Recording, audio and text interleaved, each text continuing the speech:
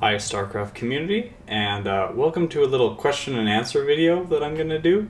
I get a lot of questions about different aspects of the game, micro, macro, mechanics, those kind of things. And every time I feel like I answer the question with this huge essay and the very specific, hopefully addressing everything that the person wants to know about the issue. And then undoubtedly, a week later, someone else asks the same question, and I write the same essay, which I don't have just copied somewhere. And then I tell the same person all that stuff, and then it continues to happen over and over and over again. So I decided I'd make a little video on this one in case anyone else has questions about it. I think it's an interesting subject, and I also have a lot to say about it. So so the subject today is going to be camera spam at the beginning of the game. Many of you may see me playing on stream or pros playing, and they'll just be jumping around between all their different bases, like boom, boom, boom, boom, boom. And I'm going to show you guys an example of this. So here we have a game between Neeb and Tudming. We're going to watch Neeb's camera this game, and just on regular speed. And what we want to do is look here. He goes to all four of his initial bases, and now he's just going to kind of go between those cameras a couple times. If you watch the minimap, you'll see that he's jumping around between different camera locations. Now, some players will do this more frantically than others. Some will do it very sparingly. I'm sure you've seen a stream where there he goes. It's like boom, boom, boom, boom, boom, just jumping between all the bases. So why is he doing this? Something you'll also see if you watch Zerg players play is that they'll jump between their home camera, like on their main base, to their natural camera, then to the Overlord. And they'll just consistently jump between all those things. Now, what's the reason for this? So, in my own personal play, I can really only speak to my own experience because I'm not 100% sure why pros are going to do it every single time.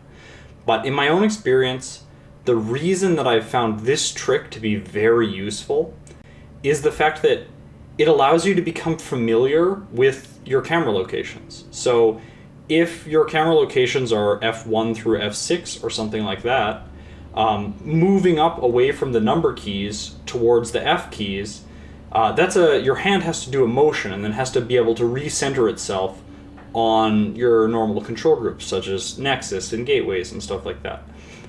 That motion, you can train that at the beginning of the game by spamming the cameras. It just allows you to go between those different keys and build the muscle memory to always move consistently between those different groups.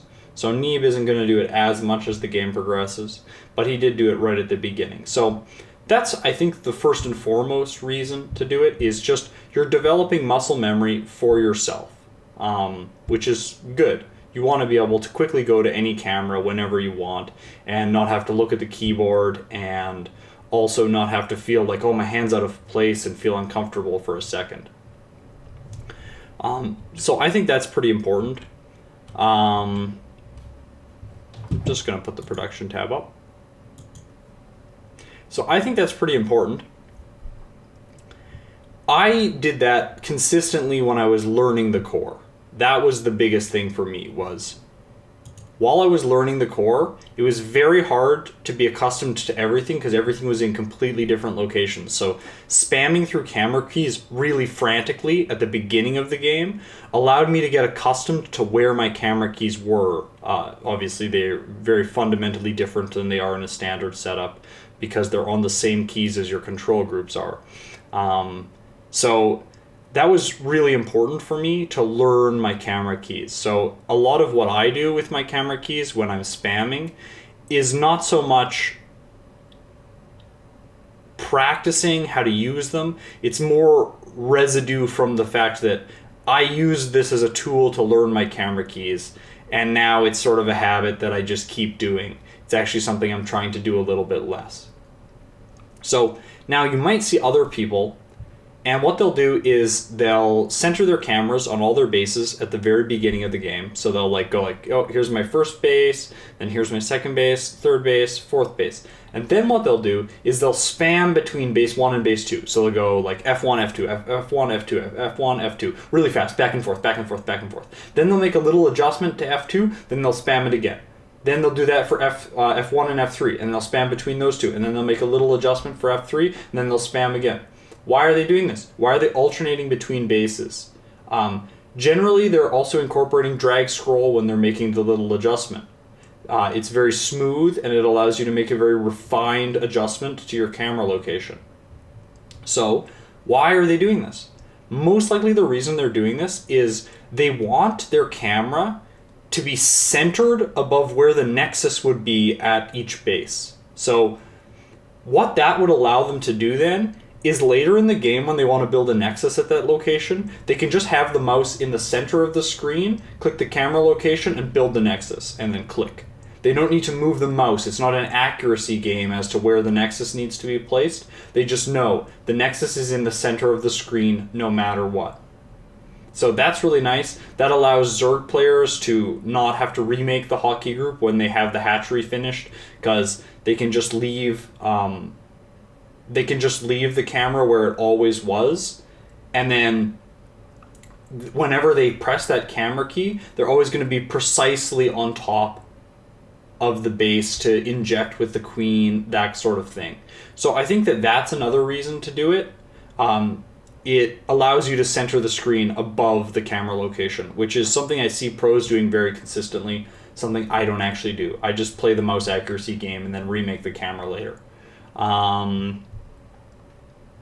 What are some other reasons to do this? So those I think are the main reasons. One, you want to train your muscle memory so that you can always consistently be clicking on what you want to click on. The center of the screen, that's really easy.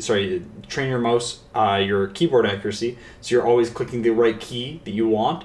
Then avoid mouse accuracy by having the nexus always being in the exact center of the screen when you jump to a camera location right from the beginning of the game. Makes making nexuses easier, rallying to mineral patches easier, that kind of thing. So that's really important. Now, what are some other reasons to do this? Now, one reason to do this and jumping between, especially like your scout worker or a building, or maybe you're jumping to another base, camera location, something like that. What is a reason to do this? I personally think that the biggest reason to do this is that it's training you to have higher screens per second. So if you actually, the way that StarCraft hotkeys work is that when you jump to a camera location, it doesn't actually count as an action per minute. So if you're spamming camera locations, that is not counting in your APM. So your APM is going down. But what's going up? The amount of screens that you look at every minute is going up. And why is this good? So it's, if you want to have the APM dick measuring contest, don't spam camera locations. Because if you just like hotkey a pylon, a nexus, and a probe, and spam between those as fast as possible, you're going to get like 350 APM every game, no problem. And you can feel good about yourself and not actually play the game.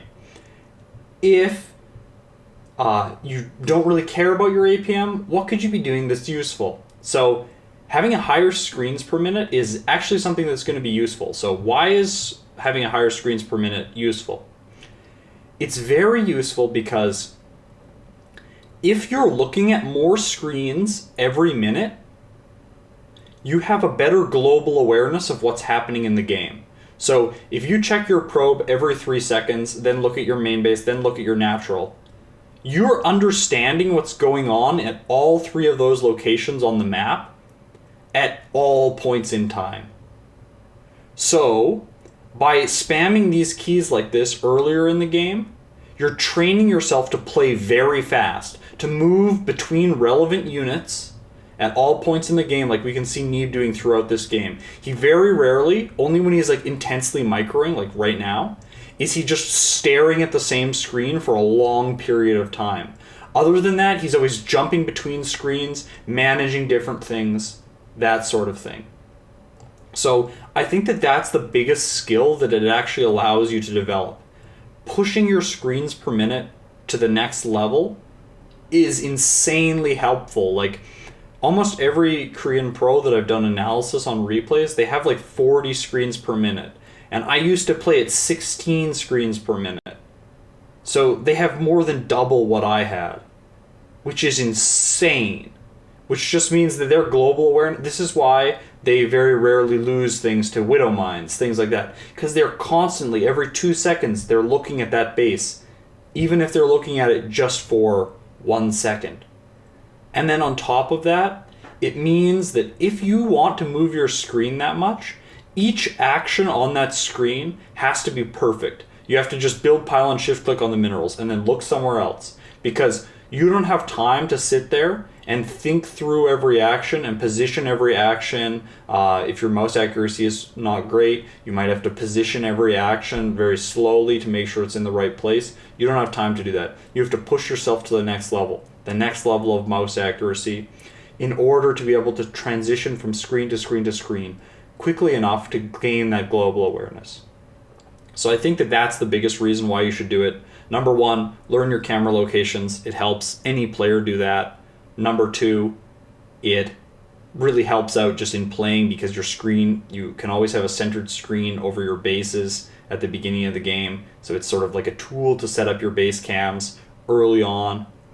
And then the last thing is it's going to push your screens per minute to the next level, which increases your global awareness and makes it more likely that you're going to catch a drop or manage an idle probe or transfer probes when you have too many on one mineral line, or just build a gateway, or even just have awareness of what's happening. You look at the probe, oh, there's nothing there. Good, I don't need to worry about it. Oh, there's zerglings coming. Now I'm going to run the probe away. Those kind of things are exceptionally helpful. So anything you can do to improve global awareness, such as staring at the minimap all the time, anything you can do to improve global awareness is very important. So upping your screens per minute is one thing, so I would really suggest trying that out. Thanks for watching, guys, and I'll talk to you next time.